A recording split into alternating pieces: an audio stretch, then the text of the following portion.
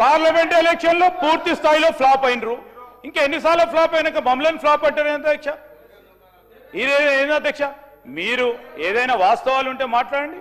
మా గౌరవ సహచరులు కానీ మేము కానీ మీకున్న అనుభవాల రీత్యా మీరు ఏదైనా మంచి సూచనలు ఇచ్చే రాసుకోవడానికి మళ్ళా తిరిగి దాంట్లో పెట్టడానికి ప్రయత్నం చేస్తాను తప్ప ఇక చెప్పేదే చెప్పుకుంటూ ఇంటున్నారని ఏదైనా తిట్టుకుంటూ పోతుంటే అధ్యక్ష మేము ఓపికతోనే వింటా ఉన్నాం.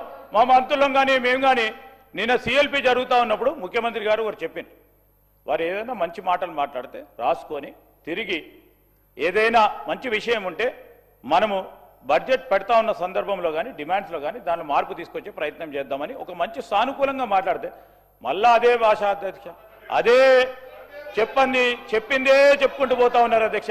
వారి 2 సంవత్సరాలకు సంబంధించి గవర్నర్ అడ్రస్ చూడండి, సేమ్ చెప్పిన మళ్ళీ ఇదే చెప్తా ఉన్నారు. ఇప్పటికైనా ఆ పందాన్ని మార్చుకుంటే రేపు రాబోయే జరిగే ఎంపీటీసీఓ జెడ్పీటీసీలో కొద్దిగా మెరుగే అవకాశం ఉంటుంది, ఫ్లాప్ కాకుండా ఉంటారు. అది మా ఆలోచన వారికి తెలియజేస్తా ఉన్నాం. స్పీకర్ సార్, మీరు ఢిల్లీకి పోతే మాకు అభ్యంతరం లేదు, మీ నాయకత్వాన్ని కలిస్తే మాకు అభ్యంతరం లేదు, మాకేం బాధ దాంతో.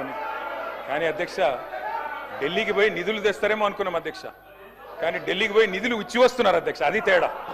మొన్న చెప్పారు కదా అధ్యక్ష, 1000 కోట్లైనా ఇస్తాం, మీరు ఢిల్లీకి పోయి నిధులు ఇచ్చి వస్తున్నారు. ఢిల్లీకి పోయి నిధులు తెచ్చింది 0 మీరు. అందుకే అధ్యక్ష, ఢిల్లీకి ఎన్నిసార్లు అన్నా పోండి, మాకేం అభ్యంతరం లేదు. మధ్యాహ్నం మళ్ళీ పోతున్నారట, పోండి, మేమే వద్దంటలేం. సకుటుంబ సపరివార సమేతంగా ఉండండి.